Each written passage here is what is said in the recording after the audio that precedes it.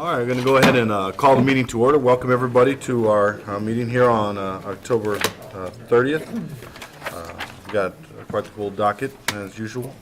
Let's go ahead and start with the first order of business, which is the approval of minutes. Of course, those are included in the packet, and I assume that fellow commissioners had a chance to review those. Is there a motion to approve? So moved. Is there a second? Second. So motion is seconded. Any further discussion? Seeing none, all those in favor signify by saying aye. Aye. Very good. Minutes are approved. We're going to flip quickly the docket. We're going to move item 3 up to right in front of number 2, so we'll go ahead and get that addressed first. So resolution number 29918. Yes, Commissioner, this is a request to approve a contract with Barbara Gutierrez for work at the Firefighters Memorial Fountain. There was a selection process to hire an artist to be involved in some improvements to the fountain, along with an artistic component, and the members that from Travis spells out the details of that.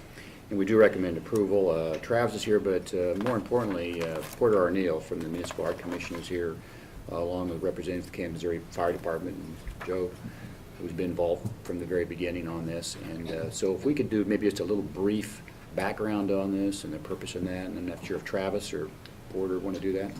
Actually, Commissioners, I have Denise Phillips. Denise, do it? Okay. Great.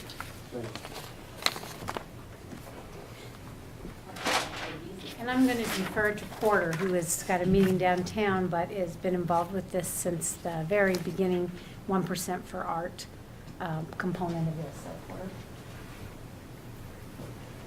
Porter. Good afternoon, Commissioners. Porter Arneal, I'm the Director of the Municipal Art Commission. Is this on?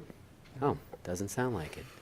I will give you the short version of this story. As you all know, there's a 1% requirement for city building construction and renovation. And over the years, fire stations were accumulating smaller amounts of money.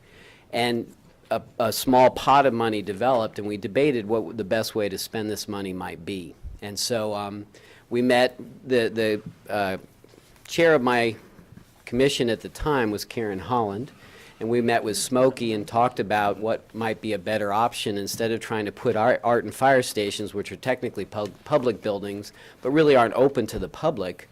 We decided that maybe there was a way to work on the Firefighters Memorial, which would be a benefit to all firefighters. Long story short, several years later, the money was accumulated. I worked with Mark McHenry and Troy Schulte, and we secured the funding, and then we implemented a 1% for art selection panel process based on national best practices. And Barbara Gragudis was the artist selected. She's from Tucson, Arizona, and she is ready to go, and we've set up the contract. Denise has worked on that, and we're ready to go. And I'd be happy to answer any questions you may have. Any questions at this time? Could you tell us a little bit more about what she's going to do? Or The contract, that's a good question, Yes. and I'm going to have a unique answer in the sense Okay. that we selected Barbara based on a interview process, and so she really hasn't proposed anything specifically. We're basing much of this on her prior work. She is a seasoned veteran when it comes to public art. She tends to do landscape-type installation work.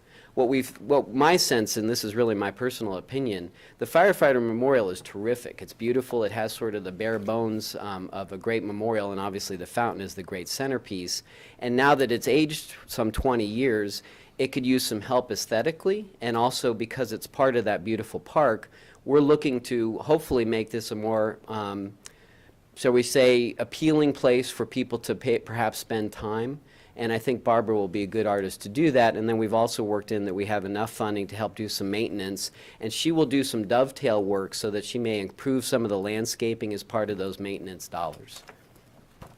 Thank you. Who were the participants in the selection committee? What stakeholders? Oh, thanks. You have the same thing I do. The selection panel, we created a unique selection panel for each process. In this case, it was Frank Titoni from the Kansas City Fire Department, Joe Vitale from the Kansas City Fire Department, Joe Galletti from the Kansas City Fire Department and representing Local 42, Jocelyn Ball from the Parks Department, Jean-Paul Charond was part of that, Frank Urias from Penn Valley Park Conservatory, Tom Bensagi was invited but unfortunately wasn't able to participate, Patrick Dunn from the City of Fountains Foundation, Arzi Umali, who is at the UMKC Women's Center, and she's a local artist. And Tom Bean, who happens to be the chair of the Municipal Art Commission, helped us out as well, and I facilitated the process. You might add that, subsequently then Frank and Joe both retired, and then John's on board right now from the fire department representing the chief's office, and of course Joe's still with us. And then I think we're going to reconvene after we go forward and get Frank back together and the whole committee to kind of go through the process. And yeah, that's a good point. The contract is set up so that her, getting back to your question, her first phase of the contract will be to develop a proposal that's more specific, that they will go in front of you all as well as the Art Commission, so we can get a better sense of what trajectory she's on, and everybody will have a voice in that opportunity, in that process as well. Thank you. That answers my question. It appears that all the stakeholders have been involved, and there shouldn't be any problem with that, and that's tremendous. Thank you. I was glad to see this work up there with all the other work done in the park there. This is a nice addition to all that, so it just fits in nicely. So, thank you. Yeah. Great. Any further questions? Okay. I will ask for a motion to approve the resolution. So moved. Okay, that's motion seconded. Any further discussion? Seeing none, all those in favor signify by saying aye. Aye. Aye. Very good, resolution passes. Now, backtracking and going to the second item, which is resolution number 29917. Yes, Commissioner, this is the Little Blue Valley Park Master Plan. We have a memo in your packet from Travis, but I'm going to guess he's going to quickly turn it over to Frank, which seems like what Frank's doing. And he wants to present the plan. And also, we have some representatives from the neighborhood that were involved in the process, and you might want to introduce our guests also, Frank. Yeah. All right. Let me first introduce Rihanna Deselich, Janet McCaig, and Larry O'Donnell. They are various representatives from neighborhood associations as well as the Little Blue Valley area. Thank you. All right. That was a lot. Okay. First, let me start with if the camera would zoom in on the aerial photo. I'd like to at least give the viewing audience an idea of where the park is if they're not familiar. It is the old KCIR property, or the racetrack as it's commonly known. On the aerial photo, north is to the top. This green ribbon, light green ribbon that goes through is Jackson County Little Blue Trace Trail, their property. To the south of the site is the Trace County Park, and then the darker green is the actual old racetrack property, now referred to as Little Blue Valley Park. Park staff met on 3 occasions with different neighborhood associations and the Little Blue River group. Also conducting public meetings in regards to the public input and discussion of the development of the park itself. We met on December of 2011, March of 2012, and then September of this year as well. During our first meeting in December, we discussed the public input in regards to what they wanted to see in the park. We wanted to get their public input to develop the project scope for the master plan, and then develop a conceptual plan before then going into the master plan itself. No preconceived designs were thought of or brought into this process. The community development department was also involved in this with their Little Blue Valley area plan, and it specifically targeted streetscapes, how to work with the neighborhood associations in regards to travel corridors, railroad trails, hardscapes and intersections, landscaping in the street right-of-ways, things of that nature. One of the items that was mentioned and referred to was to maintain the area's rural character. This area has several neighborhood farms that have been in families for generations, and that was the first priority or its first item on their goal or list of goals.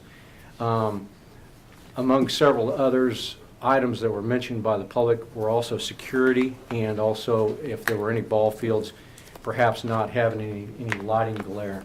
Those seem to be pretty prevalent topics of conversation during our initial meetings. In March of 2012, we met with the conceptual plan. The conceptual plan basically referred to the passive recreation and active recreation, those components that were deemed important by people that were there in attendance. Elements of those comments were frisbee golf, fishing, of course, walking trails, playgrounds, spray ground, dog parks, picnic shelters, sand volleyball, the common park fare that you would expect. Security and lighting really kept coming to the forefront and on several occasions. And in conjunction with the Little Blue Valley Area Plan goal and the comments that we received from the public, we then generated a plan, a master plan that perhaps compiled as best we could the priorities for the public. To the left, let's see if I can straighten this a little bit more.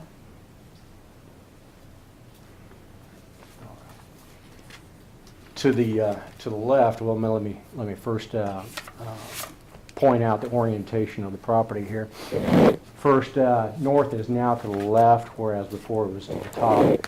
Nolan Road is right here at the bottom of this aerial photo. The property itself is 92 acres in size, and if you notice in the aerial photo, there's a clear cut up here, and that is a clear cut for the Sinclair gasoline pipeline, which goes diagonally through the park property like so. With those in mind, we then processed the passive recreation, the active recreation, placing more emphasis upon the back portion of the property. This has an appendage here going toward Nolan and facing off of it. This would be the primary access to the park. Back in the back, there's more seclusion, and that seemed more appropriate for recreation or passive recreational activities. So walking trails were considered high on the list of priorities, or at least important for most people. So a perimeter trail was developed around the park.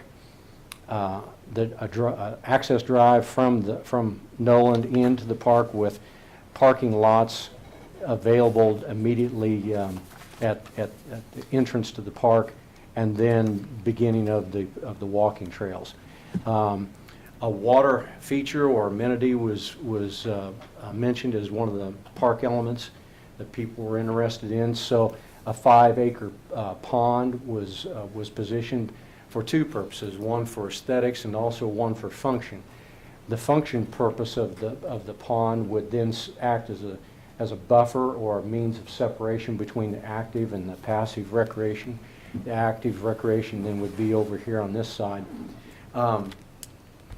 With the expressed concern about ball field lighting, instead of going with programmed ball fields, what was recommended in this master plan was to go with just backstops for family use or perhaps for team practices.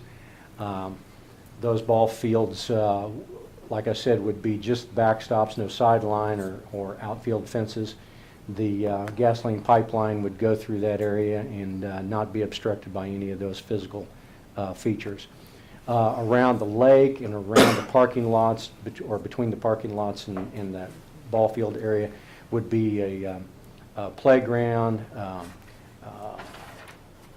picnic shelters, spray ground feature. Also, as part of the trail development, there would be in the future, in terms of connections with Little Blue Trace Trail, there would a proposed pedestrian bridge here and another one at the north end at this location would then allow the park to be connected with a Little Blue Trail. And also, as part of our public meetings, when we went through the concept plan phase of our public meetings, we also met with an equestrian group that was interested in how the park was going to be developed and what the trails were going to look like. The trail system itself is pretty limited in regards to horse riding. In Jackson County, I cannot speak on their behalf what their desires are, but if equestrian trails were to utilize the park, then perhaps the park would then be a waypoint in terms of the development of the Little Blue Trail system. If that was to develop or to come to pass, then perhaps equestrian groups could ride to the park, go through the park on their way to another point on the Little Blue Trail. That would be something that the park board and Jackson County would have to work out. The other items that were mentioned was the lighting. Well, I guess I referred to that earlier, but in terms of leaving open play areas open for just family use and team practices, obviously those would again be required to not be lit to meet those requirements earlier mentioned, as well as the baseball field. There is in the plan a proposed community center that if in the future, if the neighborhood changes from a rural to a more of an urban environment with more built-out neighborhoods, then perhaps there would be a need for a community center at that point in time. That's not necessarily the recommendation at this point, but we see the master plan for Little Blue Valley Park as a first phase of park development and for future generations to change the master plan as time progresses. Are there any questions or comments from my guest? Brianna, would you like to speak? Go ahead. My name is Rihanna Deselich, and I'm on the Little Blue Valley Area Plan Steering Committee, and I also helped with planning the park. This has been an exciting development because if you remember when this park was purchased by Kansas City, there was quite a bit of controversy about kicking out the old racetrack and all that. And I feel really proud to be working with Frank in this process because what I've seen is an evolution. And basically, when we first had our first meeting in December, I came with like 25 different ideas on what we could maybe do with this park. But we all know that the limiting factor is money.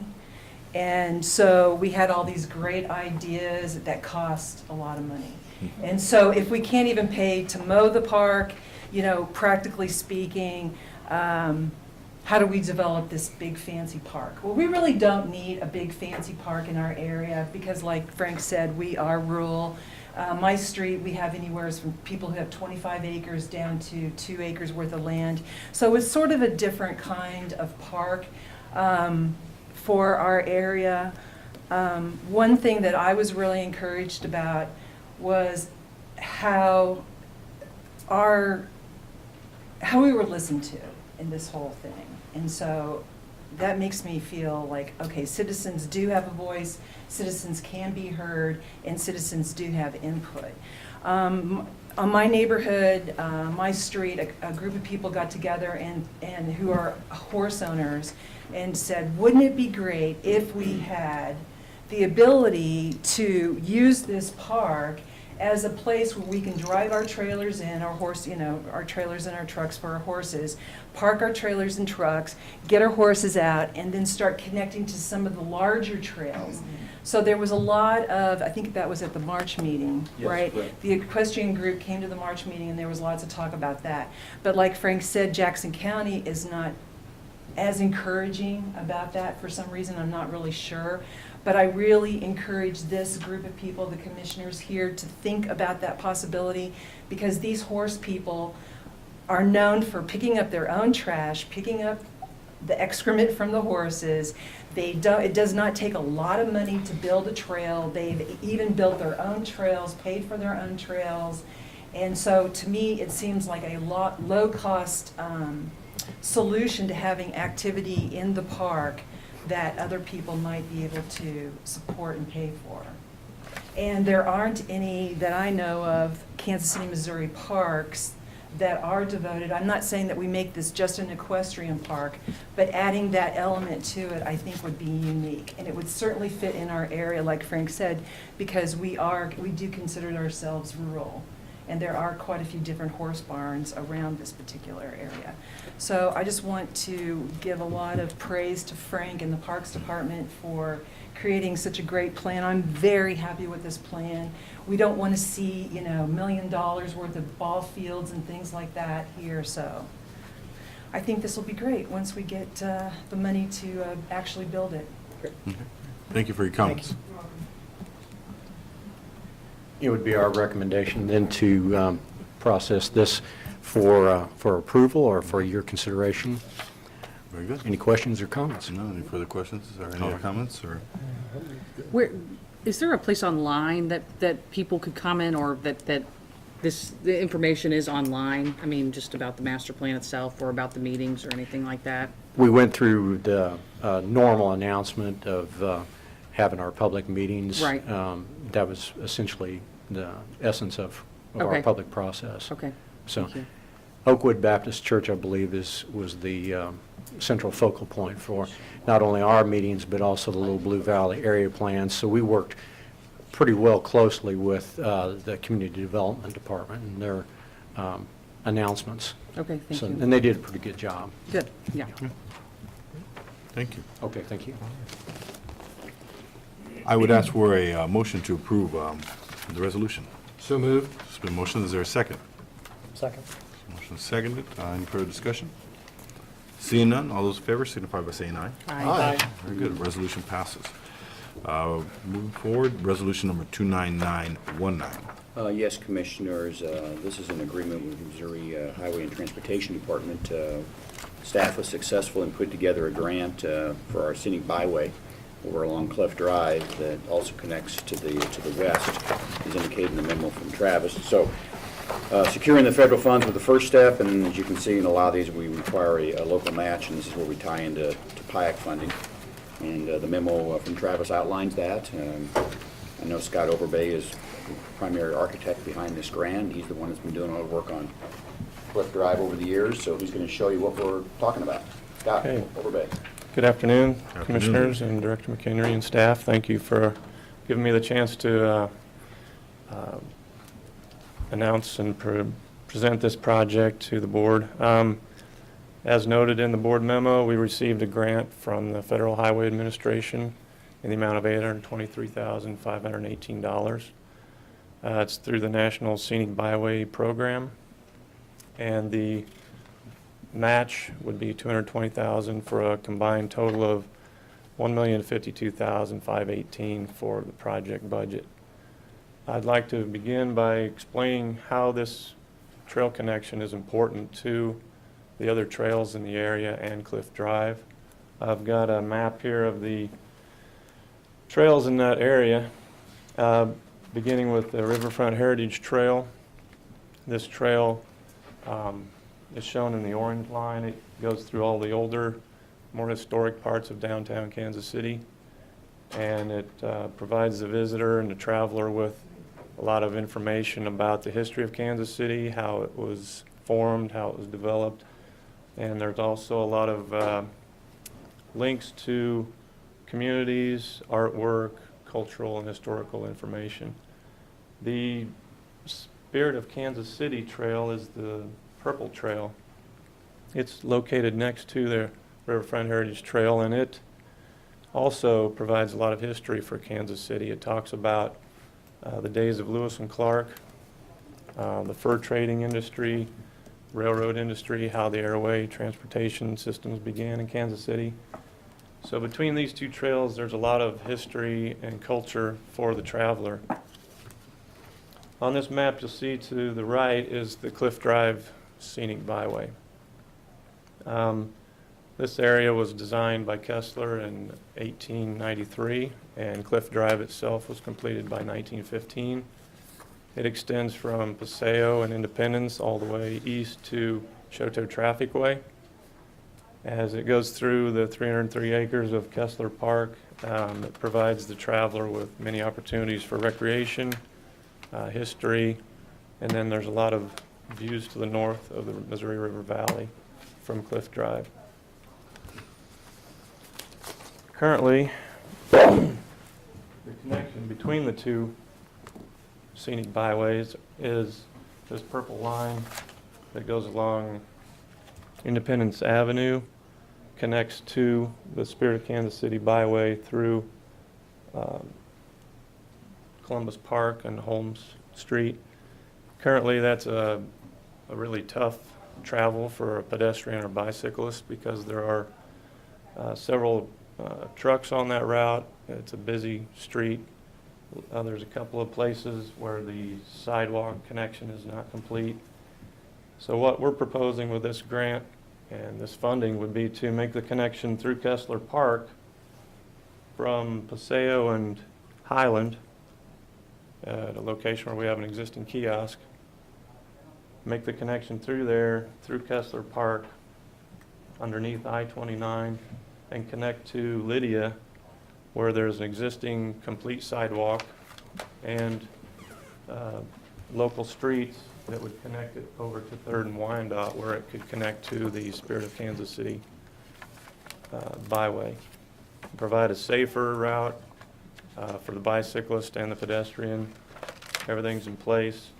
We would include in this grant, the orange squares would be locations for signage to direct the traveler how to get to Cliff Drive, and also direct them to the Spirit of Kansas City Scenic Byway. Some of the details of the trail, it would start at the south gate of Cliff Drive, connect down to the kiosk area, and then another project is going to put a link out to the bluff where you have a view of downtown Kansas City, the confluence of the Kansas and Missouri River, downtown airport, everything to the west and north. And this trail would provide a very scenic views for the traveler. It's got its challenges with the elevations. There's a difference of 160 feet in vertical elevation between this bluff and Lydia. So there would be a series of ramps and landings, which not only make it easier to travel, but it also provides opportunities for benches, seating areas where someone could sit and watch the sunset, for example. So with your approval of this grant, we would like to take this funding and proceed with construction of this trail. Very good. Any questions, Scott? Just fantastic work. I'm thrilled that there's more trails being built, and I think it's just going to be excellent. Thank you so much. Okay. Nice work. Thank you. Is there a motion to accept the grant for Cliff Drive? So moved. Is there a second? Second. All right, motion seconded. Any further discussion? Seeing none, all those in favor signify by saying aye. Aye. Aye, very good. Resolution passes. Resolution number 29920. Yes, Commissioners, we have 3 more grants. In this case, we haven't got the grants yet. We're trying to get the grants. And you have a memo in your packet that mentions these 3 locations, and these are all 3 projects that we've been involved in for a period of time, and Richard and staff have put together these grant requests. This is going through Mid-America Regional Council, and also goes through the City Council T&I Committee as a combined effort from the other city departments. So can you give a little more detail of what these 3 are, Richard Allen? Okay. Good afternoon, Commissioners. Afternoon. Before you is a request just for submit applications for 3 grants. Mark sent out a request for these grants. It's part of their TE and TA program. The TE is Transportation Enhancements.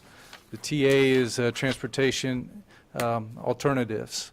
There's $5.5 million available over fiscal years 2012, 2013.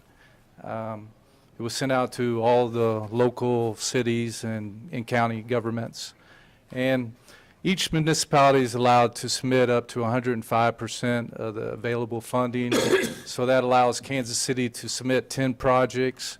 We work with the Public Works Department, the Water Department, and Planning Department, and the Parks Department on submitting the best projects that we think has the best chance of getting funding. And We have 3 projects that we're going to be submitting, and the map over to my right shows a map of the overall city limits, and you can see that they're pretty well distributed through the city.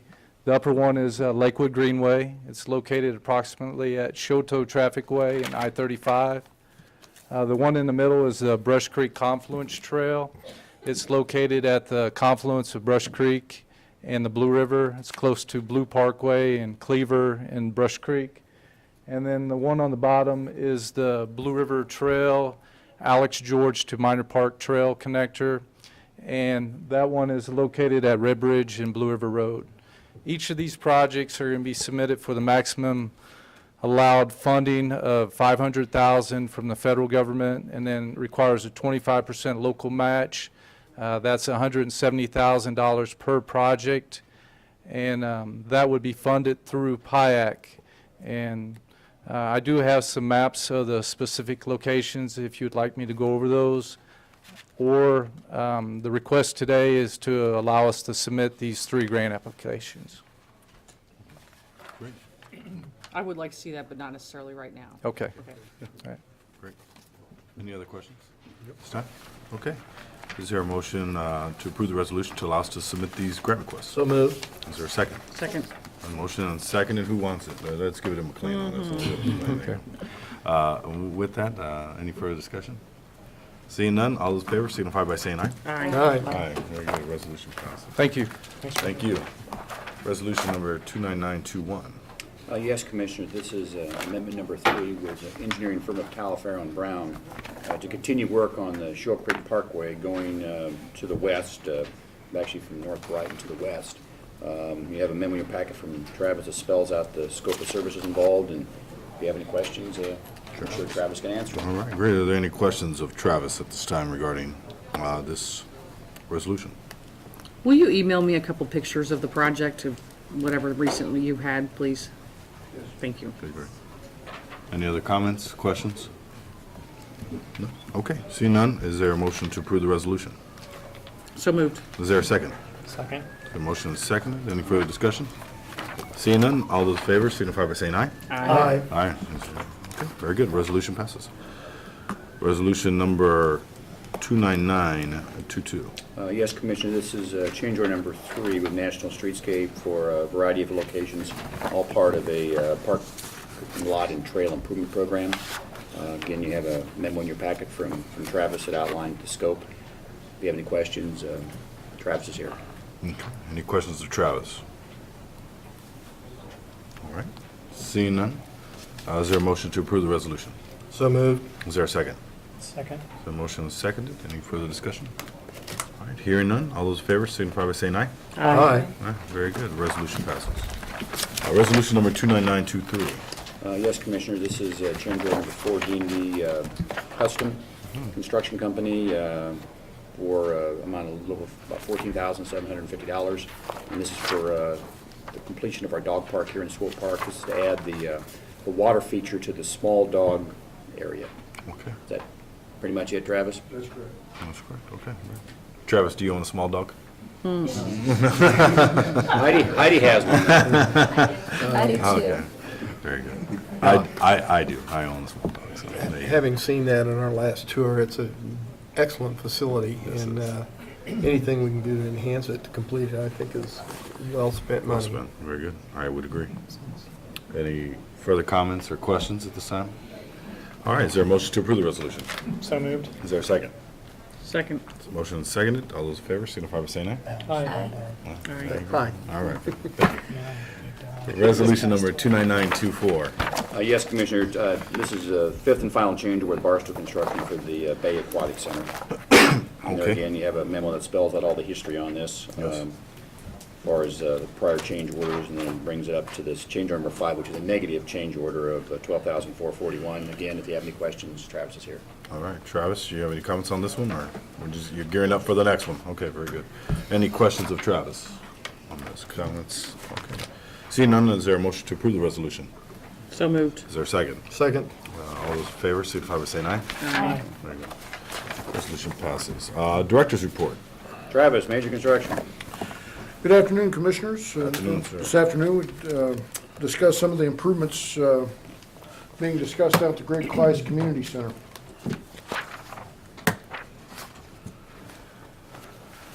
And this is a picture of the floor plan of the community center. I believe the center was built early 90s, and some of the issues that were faced are bringing the restroom, locker room, shower facilities into ADA compliance there.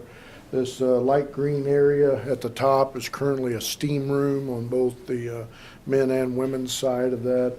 There's currently a sauna area that's located right here. It's a unisex sauna, and it's a portable unit that's just set right there on the deck itself. The current whirlpool or spa is located right here, and this is just walled off right now on the south side of the pool complex.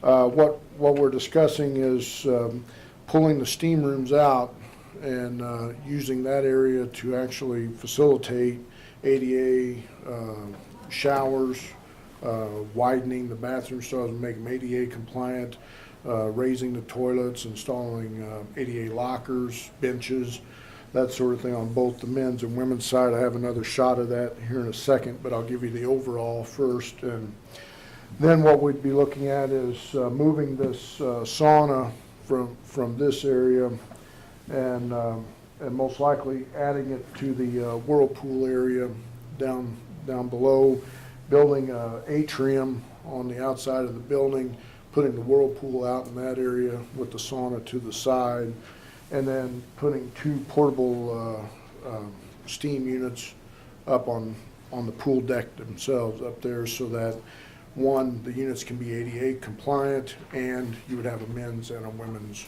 unit. The reason that I bring that up is that came out during the course of conversations with some of the shareholders down at the facility itself. They said that right now there's a unit in each locker room, and they would like to see it that way in the future and not just have one steam room for both people both parties to share. So.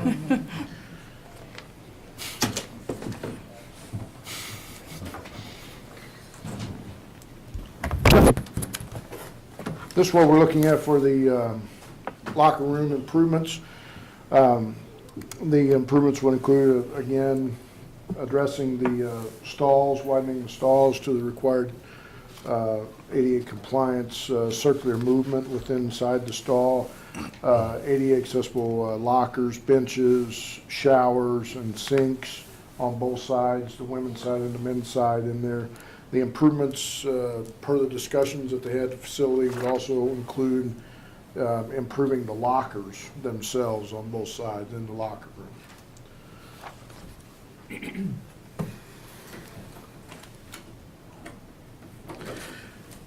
When we discuss that atrium location on the south side of the pool deck, this is what we're looking at as far as actually extending the deck itself to the exterior using like a glass enclosure, and with that enclosure, the whirlpool would sit in the corner, and on this side we would have room to put that dry sauna in that area over there.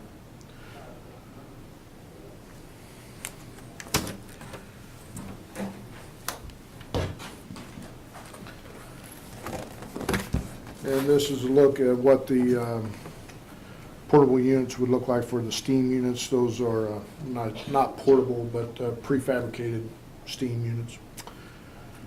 And again, those would set on the deck itself. This is the area that the guard station, or where they observe the entire area. And with this configuration, they would be able to maintain that same location and see all the activity on the pool deck from that one location. Okay. Any questions? Thank you, Jeff. Thank you. All right, Heidi, marketing report, please.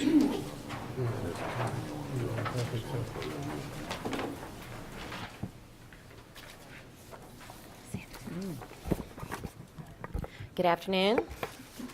Had a couple of events recently. I want to thank you guys for showing up, particularly to the pouring down rain in the Sheila Kemper Dietrich rededication of that park. It kind of was deja vu. Reminded some of you of your very first event as commissioners, I believe, with the Korean War Veteran Memorial groundbreaking. But it's a very nice park. They did a great job, and thanks again for coming out on last Friday.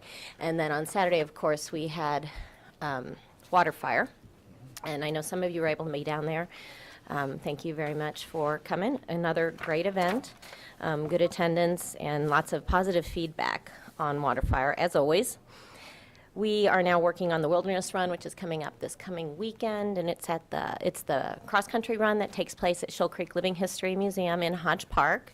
We usually have between, close to 500 runners in that. Haven't checked what registration is like currently, but I'm sure it'll be up there. At this time of year, a lot of the runners wait until they're going to see what the weather's like before they commit to actually running in the race, and don't blame them. Turkey bowling is coming up at Line Creek Community Center, which is always fun. You can actually bowl a frozen turkey. It's a frozen turkey. I want to make that very clear because one year we had some people very upset that we were doing turkey bowling. And you can actually win your turkey for your Thanksgiving dinner as well. As you see, we're starting on, or have been actually working on our holiday activities, which will kick off the beginning of December. We have an event at Shoal Creek Living History Museum. And then the next weekend, we'll have the Santa's Wonderlands, which take place, as always, at Gillum Park, Penguin Park, and Longview Tract. And I encourage you all to come out in attendance and bring your family. You can ride in the sleigh like I know you guys have done for the last maybe at least year. It's only been one. Have you only been through one round of Santa's Wonderlands? Well, here we go again. And then of course, all the community center parties are on your calendar, and a whirlwind month of events in December. I'm always surprised that Parks and Recreation is as busy in December during a winter month as we are in the summertime. But we have something for someone all the time. We're working also with City Communications and the City Forester on developing some public service announcements and a website and some things for Channel 2 and the YouTube channel on educating the public about the emerald ash borer and how to handle that and where to dispose of their ash trees and stuff. So we're working on that, and that information shall be coming out shortly so that everyone will know what to do, because it is apparently inevitable that emerald ash borer is going to infiltrate our city. And then, of course, this Friday we have the opening of the Tiffany Springs Parkway in the Route 169 interchange up north, and that is at 9 o'clock on Friday, and I know you're going to be there. Right. Anybody else? Okay. Well, great. We'll look forward to that. And I think that is all I have for today. I'll keep it nice and short. Thank you. Thanks. Very much. Okay. Do we want to go ahead and look at calendar review? Yeah, just very quickly, of course, we're entering the month of November. Heidi mentioned the groundbreaking, the ribbon cutting, 169 Highway interchange on Friday morning. Bright Creek Community Partners also meets on Friday morning. Carol Gamrati Group, of course, and she's just coming off the successful water fire event. No. Our next board meeting, of course, is coming up on the 13th. And I think the election day is actually the 6th. That's voter suppression. Voter suppression by the Parks Department. That is, we're I guess trying you to can do our vote part. twice if you want to. in a row. Vote early and often. There's also, I think, in your packet, the notice from the Memorial Association on Veterans Day, which is, of course, Sunday, November 11th, program at 10. Mayor James is going to be speaking, and I know they'll have some of the other pageantry that goes with the Memorial or Veterans Day event over at the Liberty Memorial. And their annual meeting is on the 15th, and then, of course, we get into the Thanksgiving timeframe in the latter part of the month. You want to pass these 13 calendars out, Carmen? Yeah, it's just kind of Okay, all right, so that's Okay. yet to fill in a few boxes, probably.